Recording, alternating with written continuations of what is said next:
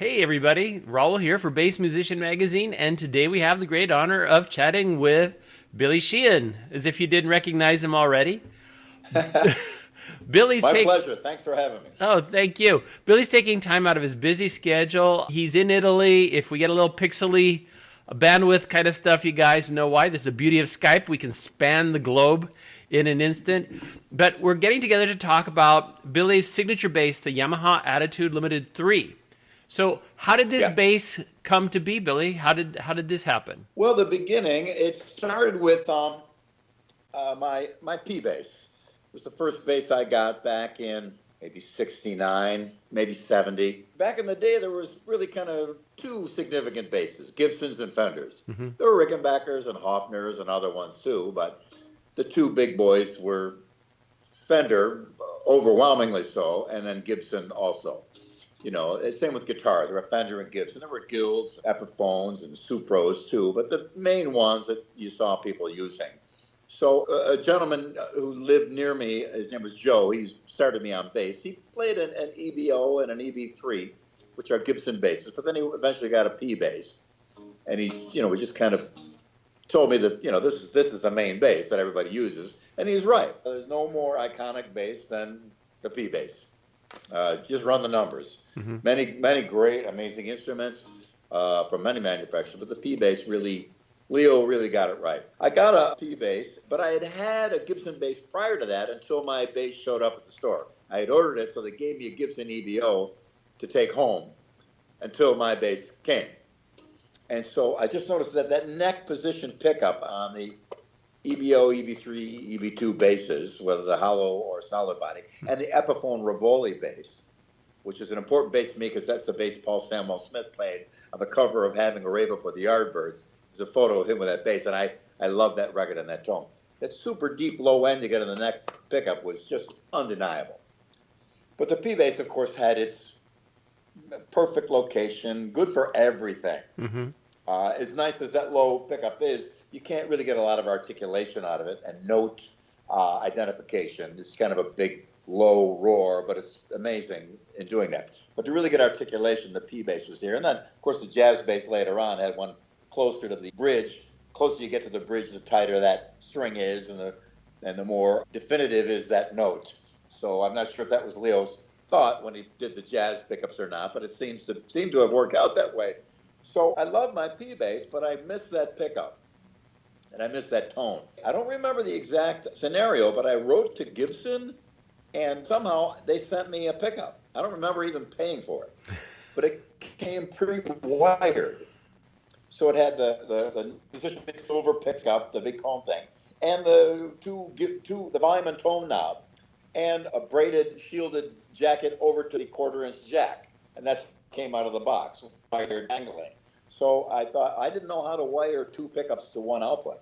So I just added it to my P bass, added the volume and tone control, and then put the output next to the P bass output by drilling holes in by chiseling away underneath the pickguard and then drilling holes in the pickguard. Mm-hmm. And for a long time, I actually had the original Gibson knobs and then the two Fender knobs also. I had since now removed that tone knob from the original P bass. And it's not included on this one either because it's just a volume for this, volume and tone for this. So basically we have the two iconic basses in one. So that was kind of the idea. Yamaha, they contacted me just before I moved out to LA in 1984 and wanted to work with me. They'd seen some press on me and they just kind of picked me out of the hat, I guess, and were very kind to do so.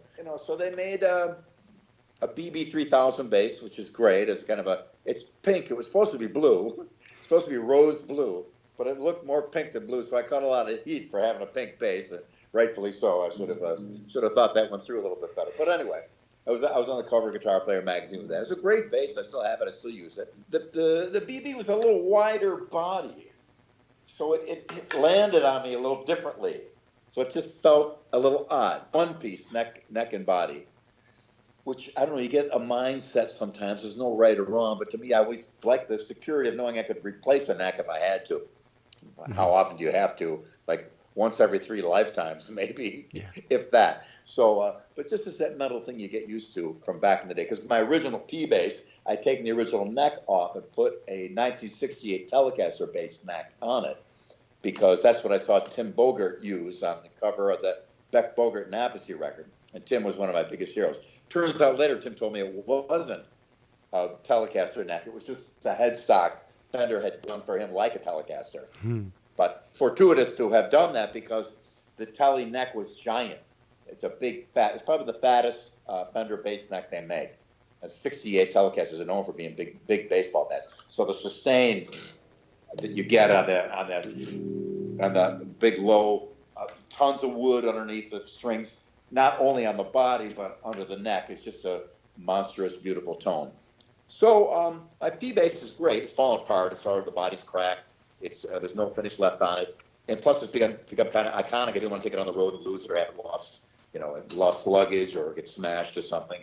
So sure enough, they made the first version of this. This is the third version, and the first version was great. A little heavier than this, as far as the neck to body joint used a piece of metal to reinforce it, so it's like a heavier bass. But still, it was just great, and it played really wonderfully. Version 2, they went to an all-wood neck-to-body joint. Version 3, we have a little bit of variation on that neck-to-body joint. So sum it up, it's basically very P-based-ish. In fact, an old-school engineer, I did a session out in a studio in L.A. that used to be either a bank or a butcher, and they had like a big meat locker or a vault. I can't remember which one it was. And I guess Three Dog Night had recorded a lot of records out there. So it's kind of an iconic studio from the 70s. And this guy saw me walking with this and kind of rolled his eyes like, oh boy, here we go. But by the end of the session, he goes, man, that's the best sounding P bass I've heard in a long time. So mission accomplished. That's what we wanted, And I'm not shy about giving honor and tribute to that bass as being the absolute inspiration for this, because it really was. And at the time, people said, why did you go to Fender when you started? At the time, Fender was kind of in disarray, unfortunately, about 1983, 84, 85. Sadly, as happens to a lot of companies, things weren't going so well. And I remember I saw some of the newer basses. For example, the tortoiseshell was white, a pickguard with tortoiseshell printed on it. Oh. And it just wasn't right. And it happens. Now I think Fender's back as strong or stronger than ever. God bless them, good for them. I couldn't speak more highly of them. So again, this is kind of now we've changed a few things. We got a higher cutout so you can get up to that high note. And plus the highest note is an E note. On the B bass, it's an E flat, which is kind of a little bit of so much is in the key of E in rock. Having that one high E to a G. So you can, it's a little wider extension of the range. We got a hip shot detuner on this, of course, to drop the low. That's this thing here, to drop the low note down to a D. Very common device used on a lot of instruments, but it helps. And I can also bend that note down to a low B.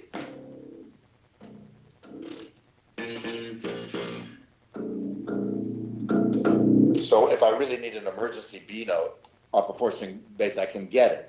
There was a song we did with Steve Vai, I think, where he had to have a B note. And I said, well, Steve, I don't play a 5-string, or normally I would play it on bass pedals, like Taurus pedals. He goes, anyway, you can do it. So yeah, I can bend it down there. So every night we hit this one. It was just one note we had to get the B note, tune it back up, and we're back in business. So it's a versatile, wide range, easy access, all the notes, big fat neck. I think it's an alder body. The newer ones now, they're doing artificial aging on the body, on the wood of the body. Future ones may have it on the neck wood as well. And DiMarzio pickups, rock solid. I've used them for everything forever. The dual output is a great feature. I run the low pickup, which is a different tonality. It'd be hard to hear it over the phone, but it's just like the sound of Paul McCartney's based on Rain, super deep low end. And then the P pickup comes out of here, so you can get it. What I do is I run those to 2 different amps. The P pickup goes into an amp with not a lot of bass, not a lot of low frequency, and the Gibson style pickup in neck position goes into a real bassy amp. So now the balance between my bass and treble is right here now. I can do it on the fly. So if I need to play some articulate little thing, I just pull the bass down so it doesn't get muddy. And I need to go full on smashing, turn them both up full. If I need just like a low tonality implying the root notes, I can pull the high pickup down. So there's a lot of variation there. The tone control here too makes that neck position pick up a little brighter, a little bit more articulate, or super deep low end where it's like a sine wave coming off the bass. It's quite nice. And that's basically it in a nutshell. Mm-hmm. There's a few more little details. I did the scalloping here, which isn't really a big deal. People start to fixate on, the scalloping. What about the scalloping? You know, it's okay. The scalloping is a scoop out in between the frets. It only goes halfway across because you couldn't hit the wood there. No matter how strong you were, you'd never hit the wood. But sometimes I can kind of get my fingers underneath and push up and bend the note if I ever do an emergency. And it's just kind of a cool thing that I did on there, inspired by, I'd known about it since John McLaughlin Mahavishnu days, because he had a couple of scalloped necks, scalloped Les Paul, I believe. And then we did a tour with Yngwie in '85. I did it to my old P bass with a Dremel Moto tool in a hotel room. So most of the modifications on my P bass I did myself. And I'm no grandmaster woodworker by any means. So thank God Yamaha has their actual expertise to do this stuff correctly, as opposed to my hacking away at it. And one more thing that I noticed, you have a high mass solid brass bridge. Yeah. My original P-Bass had the original Fender bridge, Mm-hmm. and then I swapped that out with a Leo Kwan Badass. And that was a real popular bridge for a while. I think it was one of the first custom bridges to come out. And you had to countersink it. Mm-hmm. So it meant I had to chisel my own hole in my bass to countersink it, which wasn't very... And I put it in a wrong position, had to move it. So there was a big gap there. So later on, I had the guys at Valley Arts Guitar in Studio City. They fixed it for me, put a proper bridge on there. And the Leo Kwan bridge was great, but it was, I didn't really notice a huge difference, but many things you do kind of in theory. And I believe psychologically you notice a difference, but in fact, I'm not sure if there really is that much. To some people who have better ears than I, maybe that is the case. They do notice. A lot of very cool elements in this bass. I'm sure if people want to know more about it, they can go to Yamaha.com and get more of the lowdown. And of course, if they want to know more about what you're doing, BillySheehan.com. Yeah, that's rarely updated. I think my Twitter feed is on there, but I got a personal and a public Facebook page, and they're pretty much identical posts. So you can find that easily. My personal is maxed out, so I can't add anybody else. But on my regular official base, it's got the blue check mark for Facebook verified. I always post all the gigs and stories. And then we also have a Yamaha Attitude Facebook page run by a couple of other guys, and not run by myself, guys who have the bass. And I log in there often, and we answer questions, and we give modifications and talk about all things related to it. Not only the bass, but what we're plugged into, like for me, what kind of amps I'm using and gear and stuff like that. Strings, pickups, all that. And a couple guys on there have modified a couple of their Attitude basses. Pretty amazing bunch of people. They have one gentleman by the name of John Willis. He's quite a great audiophile and aficionado of the bass. And he's actually taught me a couple things I didn't know about it. So it's good to have him on there. There's a great community. And I think that was one of the cool things about the Attitude bass is that page and the connection we have with the guys that have the bass. So wherever I am on tour, people write to me on Facebook, hey, can I bring my Attitude bass on? You sign it. And I always make sure to take care of them, sign it.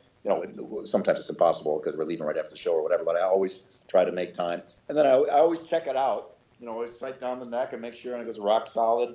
Any problems with it? No, not at all. And on the other hand, some people that have had a little problem or trouble with something breaking or something not right, I get in between them and the company and try to do my best to get it resolved. Very important to me because this bass has my name on it and I want people to love it. I want it really to serve them well. So I do everything I can from my end to assist them if they have to have something looked into or taken care of. And it's my pleasure to do it. Well, Billy, we appreciate you taking time to give us the lowdown on this very cool signature bass, Yamaha Attitude Limited 3.